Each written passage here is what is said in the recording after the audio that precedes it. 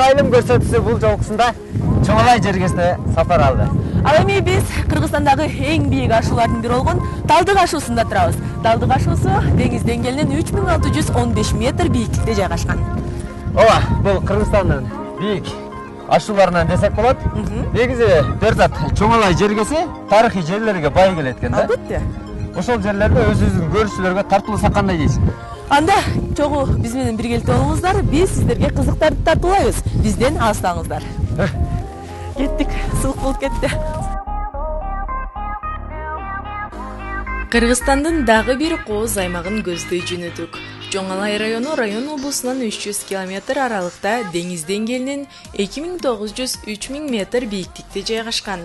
Асман тиреген бийик тоолору, көк кашка суулары, мээс эргиткен мээлүүн жери жана тарыхый баалуулуктар мыкты сакталган чөлкөм. Дал ушул аймакка ашууларды ашып барабыз.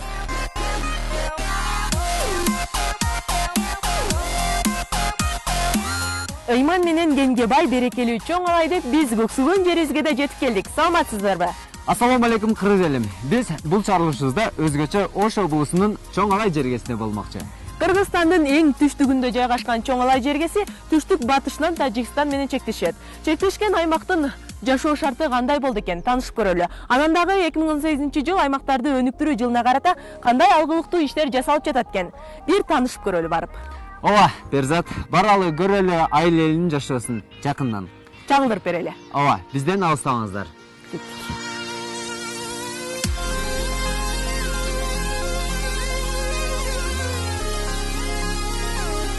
Дароот Коргон, Ош облусундагы Чоңалай районунун жана Дароот Коргон айыл өкмөтүнүн борбору. Кыштак Алай өрөөнүнүн батыш бөлүгүндө Кызыл суу суусунун боюнда деңиз деңгээлинен 2460 метр бийиктикте жайгашкан. Облустун борборунан жана темир жол бекети Ош шаарынан 286 чакырым түштүк батыш тарапта. Кыштак 1885 жылы негизделген. Калкынын саны 6000ге чукул. Негизинен мал чарбасында эмгектенет. 2 орто мектеп, бала-бакча, маданият үйү, клуб, райондук жана балдар китепканасы бар. Оорукана, ФАП, үй-бүлөлүк врачтар тобу иштейт.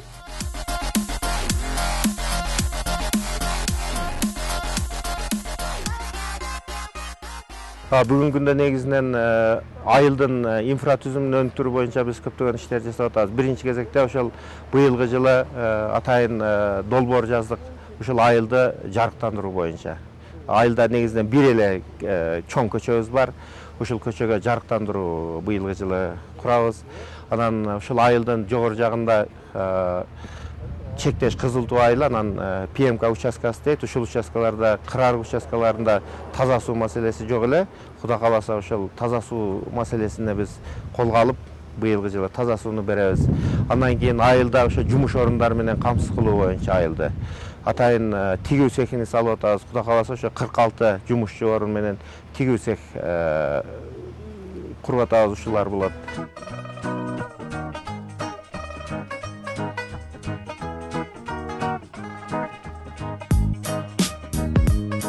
Айылга кире бергенде эле бизди базары абдан кызыктырды. Жолдун боюнда жайгашкан базарды бир кыдырып чыгууну туура көрдүк. Кайналар чыгып калдыбы? Канчадан болтат? Сырсондан экен. Кайналар чыгып калыптыр. Компот кылыш керек экен, буну? Сооңуздар жакшы? Бул жакта дарбыздар го. Дарбыздар бышып калыптыр да. Каяктан алып келдиңиздер? Шамал сайдан. Аябай алыс жерден алып келиптир го. Канчадан сатасыздар эми? Бир дарбыз жесе окшойт. 100 сомдон. Ушинтип окшойбуз. Бирөөсү 100 сомбу? Кымбат эмеспи? Азыр жолдун эмеси карап. Бул экинчи түшүмү да ошондо, же үчүнчүбү? Экинчи. Жакшы. Деги содаңыздар жакшыбы? Жакшы да. Содаңыздар берсин. Болуптур. Макул. Анда базар айланалы ичине кирип. Кандай сарастар? Бул айыл жеринде бүт бардык нерселер сатып турбайсыздарбы? Ооба, барыштырып сатышат. Бул жакта кийимдер бар экен, казы. Карасам? Кийим аласыңбы? Мына костюм аябай сонун экен. Ләззат, бір нәрсе жейсің бе? Сонун нәрселер. Курсагым аябай ачты. Не алып бересиң? Өзің алып ал, мен алып берейін. Болды, бала ташал. Азыр бересиз, а?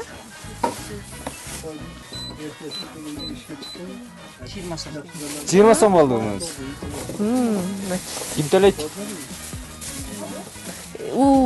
Эркек киши төлөйт беле? Эле жеп көрүнө. Курсагым ачты. Қыздар төлешіне салып ба? Жөнтүлмөн болуш керек да. Мен ақшам бақын. Мына көз. Рахмат эже. Рахмат, тамам болыңыз. Содаңыз берсин. Редак, бұл жақта киімдер сатады екен, кіріп көрмейлі бе? Мен кийим алып кетишим керек ушул жерденчи. Бұл жақта меніңше еркектерге да киімдер бар екен. Мага аяқты жок ушу да. Қанша сом мұны? Казы? Казы. Мынаны кийип көрбөйсүң? Төсө. Мен ушундай футболкам бар. Окшош кийип алабыз. Чоң экен. Кичине размери барбы эже? Мага бир аз чоң экен, Жакшы, эже. Эже, соода кандай болуп атат сиздерде? Суу жеринде. Соода эми базар күндөрү жакшы эле болот. Башка күндөр сезондорубуз башталган мезгилде акчаларыбыз чөпкө кетет, сезонго жер айдайттар. Кайсыл жактан товарларды алып келесиздер? Чек ара жакын, Тажикстан, Кытайлардан эмеспи? Жок, менин товарларым бүт эле Бишкектен келет. Себеби балдарым Дордойдо иштейт. Өздөрү соода кылат анан. Мен товарга деле барбайм, акчаны саткан акчамды чогултуп эле салып жиберем. Жакшы, Алып жакшы. кайра салып жиберем бизге. Болуп турганда сизге чалуу келип калыптыр. Соодаңызды кыла бериңиз, биз базар кыдырып айланып берели. Болуп тура эже? Макул. Мына бул айылда жок нерсенин өзүн табуу кыйын экен. Кичинекей чакан дүкөнчөлөрдө бүт бар экен. Кийим десең кийимди табасың, азык-түлүк десең азык-түлүк, идиш-аяк десең идиш-аяк. Кыскасы, Оюнчуктар бар экен. ооба да. Кыскасы базар аябай сонун экен, бүт баарын тапса болот. Эже, биз саламатсызбы? Менин айылым көрсөтүшүнөн келгенбиз. Айылды эң алгачкы эле киргенде эле базарына көзүбүз түштү. Базарын кыдырып чыгып, эми Дарыоткоргон деген бир тарыхый жер бар экен. Ошол жерге кызыгып барып көрүүнү эп көрүп аткан болчу. Кайсыл жерде, дареги кандай, канча өтсөк болот ал жака? Сен Коргонгобу? Коргонго. Коргонго бул жерден барасыңар, мечит бар, чоң центральный мечит. Мечиттин жанынан өтсөңөр эле мечиттин аркасында чоң коргон бар. Алимбек Тутканын коргону. Жакшы. Анан ал жерде адамдар барбы карай турган? Болсо керек. Болсо, ошол адамдын телефон номери болсо бересизби, а? Биз жазып алалы. Кимден алсак болот? Ушул жакын арада адамдардан алсак болот? Алсаңар болот. Анда сураштырып көрөлү, э? Макул, рахмат эже. Болот. Билишеби? Болуптур, рахмат.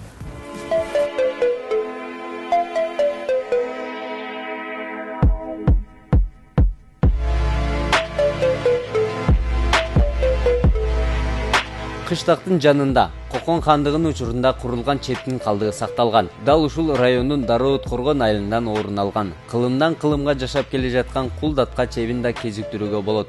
Тарыхый мааниси терең. Бул жайда Дарыоткоргон деп аталат. Доор баскан жердин тарыхына да абдан кызыктык. Бул коргондагы аябай кызык экен.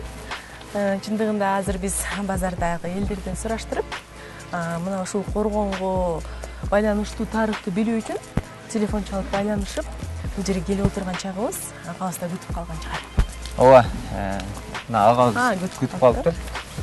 Салам алейкум. Кандайсыз? Жакшы, күтүрүп койбодукпу? Күтүрүп койдук, э? Жок, жок. Анда кирип таанышалы, Дарыоткоргон тууралуу маалымат айтып бериңиз, э? Охо, аябай чоң. Чоң коргон экен, э? Айдын аты ушу коргонго байланыштуу Дарыоткоргон деп ошондон аталып калган. Кызык экен. Эмне үчүн мындай Дарыоткоргон деп аталып калган? Эми Кокон хандыгынын убагында Кокон хандыгынын тарыхын баардыгыңар билесиңер. Ошо Кыргызстандын ар жерлерине өздөрүнүн ушу бийликтерин чыңдаш үчүн жерлерде ушундай коргондор курулган да, мына Дарыоткоргон, Кызыл коргон, Сопу коргон дегендер бар. ошонун атынан коргон болуп калган. Бул Кокон хандыгынын ушу түштүктөгү, Кокон хандыгынын түштүк жагындагы эң таяныч чекити болгон да. Себеби Даработ коргон жайгашкан жер 9 жолдун тоому болгон да. Биягы Кытай, Кашкарга чейин, биягы жерге тагыл өрөөнү Тажикстан, Афганистан биягы түштүк жагы. Ошон үчүн нары бери өткөн адамдар аябай көп болгон. Соода сатык кылган адамдар, соодагерлер аябай көп өтүп турушкан бул жерде. Мына ошол бойдон сакталып турабы же мындай ошол убактан кийин өзгөртүүлөр киргизилдиби, оңдолду? Эми бул коргон чындыгында дубалы аябай сапаттуу курулгандыктан ушу канча убакыт өтсө дагы ушу жакын жылдарга чейин сакталып турду да. Кийинки гана мезгилдерде ушу мезгилдин өтүшү менен кичине эскире баштады. Урап дегендей аз маз реставрация жүргүзүлгөн. Бул боз үйлөрдө эмнелер бар? Бул жерде эми ушу ичиндеги булар эми кийин курулду, реставрация болгондон кийин. Эми ал убактагы кандай акыбал болгондугу эми так картина жок. Бул жерде эми ичинде ушу аскерлер жайгашкан, датка турган ушул жерде ушул өрөөндү башкарып, нары бери өткөн элдерден да алым салым чогултуп дегендей. Анан жергиликтүү элден салык чогултуп, ушундай бийлик жүргүзүп турган да. Бул Алп тоолордун кучагында Кыпчак урусу атадан балага, муундан муунга калган зор өмүрдүн нарк насилин төмөндөтпөй, урпагына шек келтирбөө мыйзамын бек тутуп жашап турган. Бирок ошол кезде Кокон хандыгы улам кеңейип, Кудаяр хан экинчи ирет бийликке келип, Кара Тегин вилаятын колго алып, өз бийлигин Чоң Алай өрөөнүнө жайылтуунун үстүндө кам көрүп жаткан. Хан жиберген Кара Тумшук Бүркөт Кулдатка болжол менен 1864-жылы эрте жаздын алды менен Миңге тете колдун коштоосунда Даработ коргонго келген. Айтып калышат да, мына аксакалдар, эл оозунда айтып калышат да, бул жерде Даработ коргондо мындай дароо өтүп кетти деген дагы мындай улам сөздөр бар да. Бул канчалык даражада чындыгы бар? Кокон хандыгынын бийлик өкүлдөрү ошол жерде туруп алып, мына 9 жолдун тоому болгондуктан нары бери соода жолу болуп, нары бери адамдар көп өтүшкөн да. Анан алардан сөзсүз түрдө жана алым салым чогултуп турган. Анан катаалдыгы менен белгилүү болгондаткалар да болгон да. Мисалы үчүн Кулдатка деген катуу бийлик жүргүзгөн датка болгон. Ошол өтө нары бери өткөндөрдү кыйнап, алым салымды көп чогулткандыктан ошо уламыш болуп кеткен дагы, бул жерден тез өтүп кетиш керек деген элде ошондой көз караш болгон дагы дароо өт коргон деп ошондон аталып калган деп жүрүшөт да. Жакшы ага. Дагы бир угушубузга караганда, мына ушул жерден өткөндөр, Тажикстан же болбосо Кытайга өткөндөр, мына ушул коргонго буюмдарын алып келип, өздөрү дагы мындай коркунучтардан сактанчу экен да, ушул нерсе чынбы? Эми бул жерде ошол Кокон хандыгынын бийлигинин өкүлдөрү тургандан кийин ошол нары бери өткөн адамдардан сөзсүз түрдө алым салым чогулткандан кийин алардын коопсуздугу жөнүндө кам көрсө керек. Бирок алардын алып өткөн буюм сайымдары менимче бул жерге киргизилген эмес. Себеби бул коргондун айланасында алыс эмес жерлерде ар түрдүү мындай конуп түнөй турган жерлер, эс ала турган жерлер болгон да. Ошол жерлерде түнөп, эс алып, андан ары жолуна чыккан. Андан аркы коопсуздугуну менимче ошо жолдо узатып койгонго чейин эмелер жергиликтүү бийлик берди, эме кылса керек аскерлер.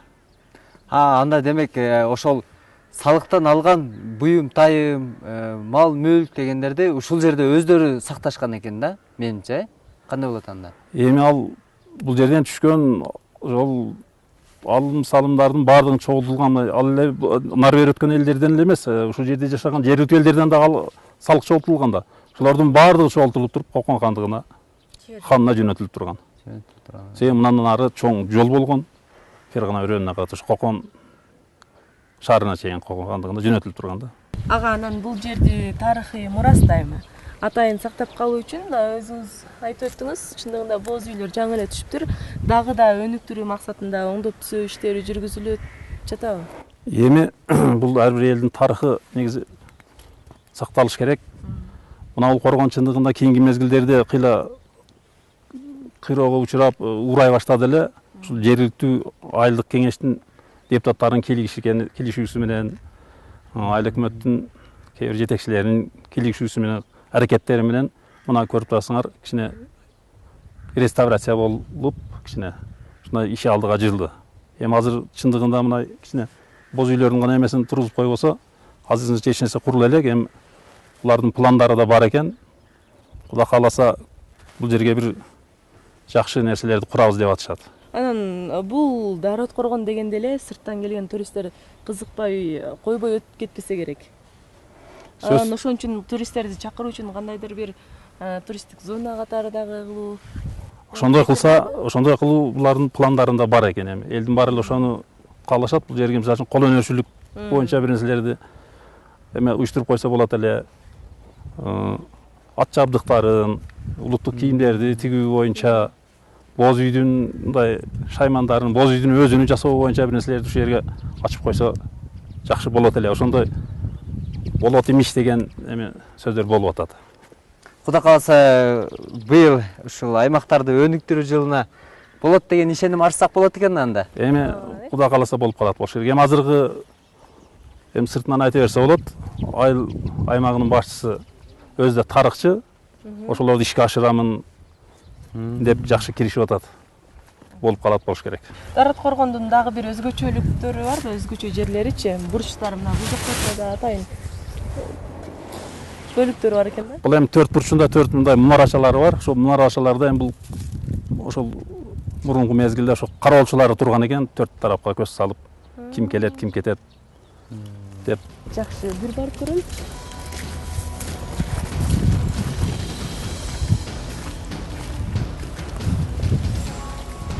Сепил 4 чарчы келип, узуну 80, туурасы 60, бийиктиги 6 метрди түзгөн. 4 бурчунан 4 мунара тургузулуп, алардын атайын 4 тарапка мылтык атуучу тешикчелер коюлуп, түндүк тарабынан жалгыз дарбаза курулган. Демек бул ылайга таш дагы аралашкан экен да. Таш дагы эми аралашмалар аябай көп болгон окшойт. Таш дагы, күйүн дагы деп атат. Төөнүн сүтү да бар дейт. Бээнин сүтү да бар дейт эми. Ал эмес адамдын каны да кошо жуурулган болушу мүмкүн деп айтып жүрүшөт. Тарыхый жер экен да. Демек Нарача ушул жерден кароочулар утур 4 жака, 4 тарапка карап ошо көз салып турушкан да. Өткөн кеткенде. Эми ал бузулуп калса керек, мунун тепкичтери болгон да. Таянчы үстүнөн карап жүргөнгө. Анан эми бул жердеги Дароо Коргон эли мына ушул өзгөчө коргонду кантип сакташат, кандай салымын кошуп жатат мындай жакшы деңгээлде сакталышына?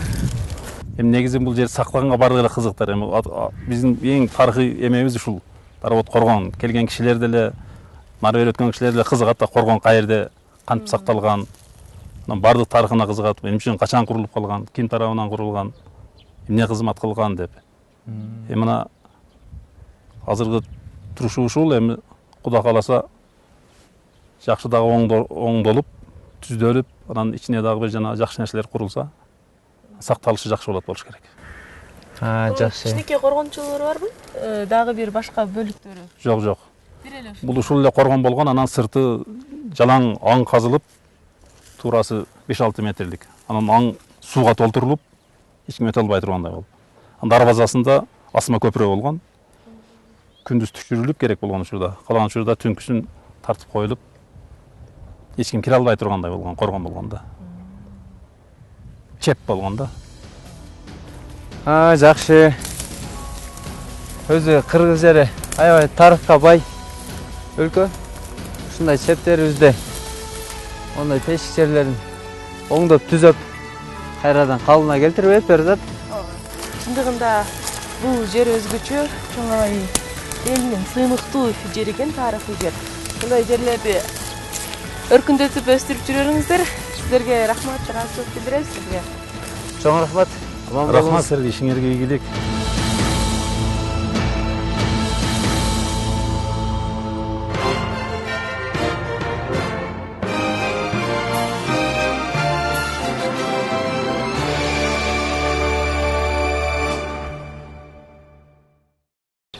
Бул жакка кирсеңиздер, ушул жакта биздин ошол апам өзү чебер, ошо апам өзү соккон жер ушул жерде.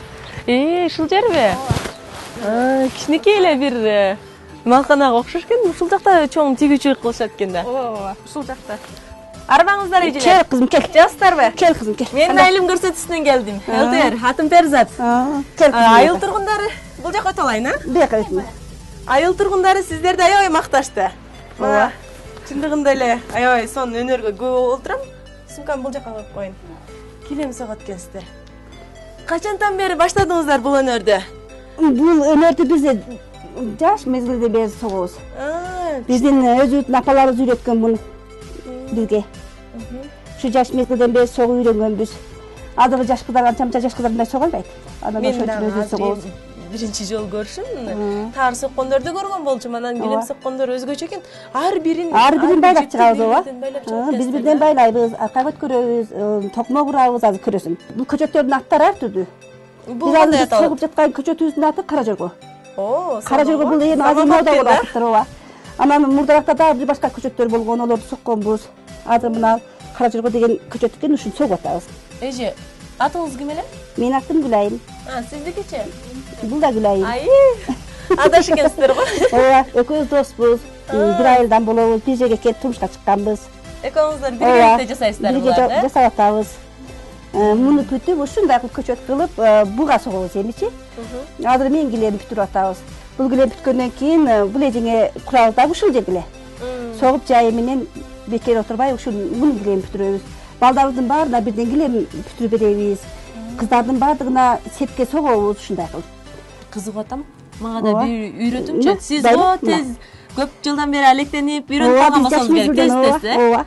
Мен үйрөнүшүм кандай болот экен эми? Кана байлап көрчү. Ортосунун кайсыл жерине киргизем? Мына жиктен ал мына. Болор да?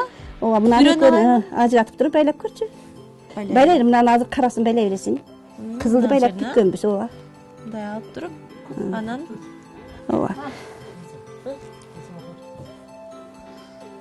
Ошондо бул канча убакытта бүтөт? Бирден байлап чыкканда. Бирден байлап чыкканда эми биз 20 күн, 4 метрди 20 күндүн ар жак бизер бүтүрөбүз. Бир күндө сиздер канча канчага чейин жатасыздар? Мындай карыштаганда бир каш согобуз да, мындай. Бир күндө бир каш. Бир каш согобуз, анан жардамчы болуп бирөөлөр жардам берсе жакшы эле согуп калат, мындай каштан ашырып согобуз.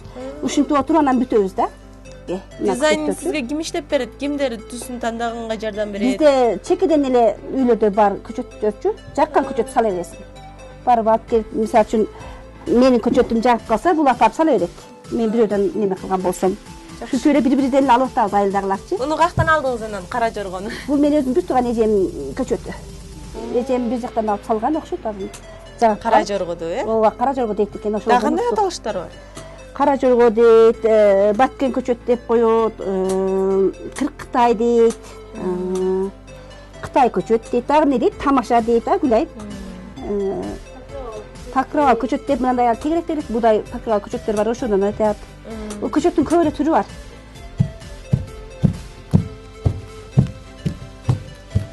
Үйрөнгүдөйсүң Ферза. Шыгым бар бекен? Бар экен. Үйрөнгүдөйсүң. Сен үйрөнүп алдыңбы? Жардамга алып калат окшойбуз. Бул килем согууну үйрөнүү үчүн мен сөзсүз сизге келишим керек. Ооба. Дагы үйрөнө элек нерселерим көп экен. Мынакей өзүңүздөр көргөндөй эле ар бир иштин өзүнүн жыргалы анан кыйынчылыгы болот дегендей эле башында үйрөнө албай чындыгында кыйналдым эле. А бирок өздөштүрсө болгодай. Мына айыл ичи чындыгында ар бир айылда өзүнчө бир өнөрлөргө бай. А биз өзүңүздөр көргөндөй эле килем соккон эже менен сиздерди тааныштырдык. Эжелерге ыраазычылык билдиребиз. Сизге рахмат. Мына ушундай өнөрдүн аркалап келечек муундарга үйрөтүп, айыл элине жардамыңызды тийгизип жүрөрүңүз. Ыраазычылык билдиребиз. Рахмат силерге да.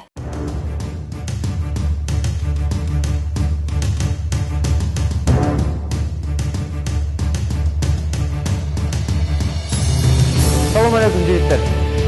Кандайсыңар? Кандайсыңар? Машыга берле. Assalamu alaikum.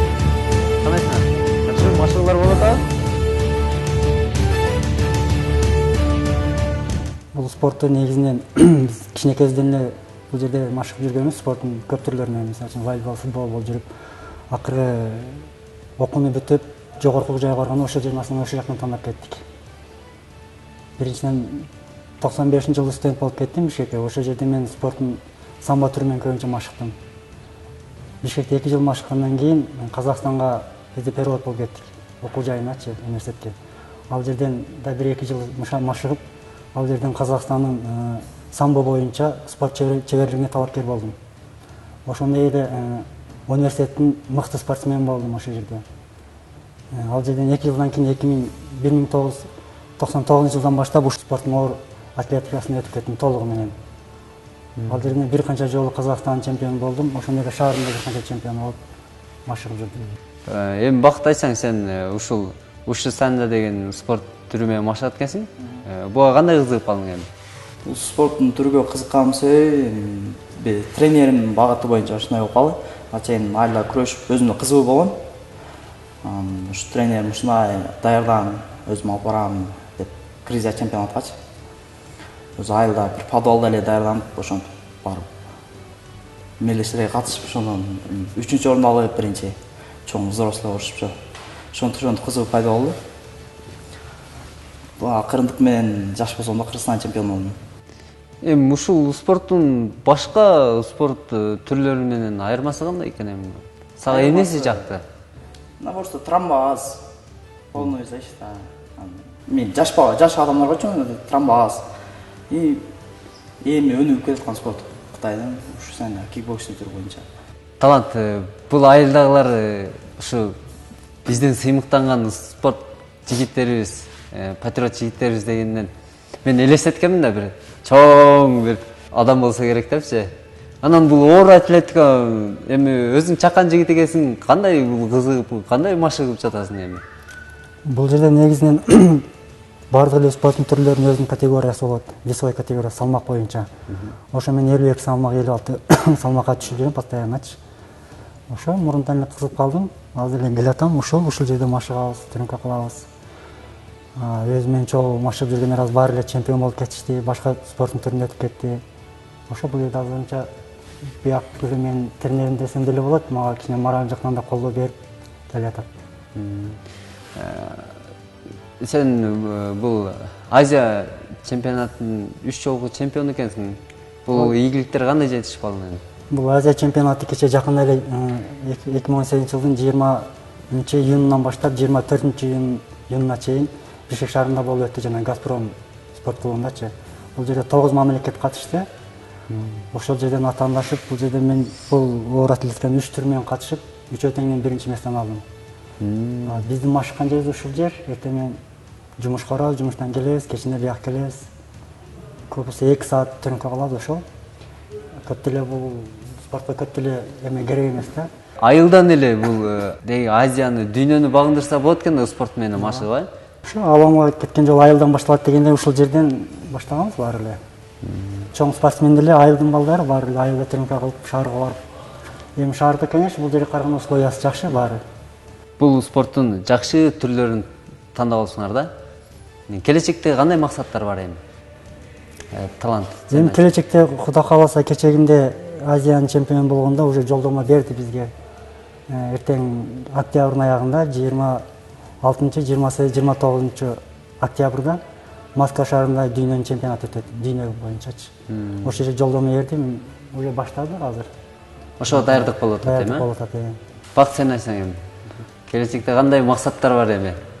Алдыга пландар барбы деги? Алдыга пландар бар. Кудай кааласа ушул айдын аягында Кытайда өтө турган бүткүл дүйнөлүк университеттер аралык ушусанда боюнча чемпионат болот. Ошол жака жолдомо алган. Ошого даярданып аткан мезгилибиз. Кандай десем, чек арага чектеш айылда жашап туруп, Кыргызстандын бир бурчунда десек болот. Бүт Азияга таанылып, Кыргызстанга таанылып, Кыргызстандын желегин желбиретип, дүйнөгө дүңгүрөтүп жүрө беришиңиздерге тилектешпиз. Аман болгула.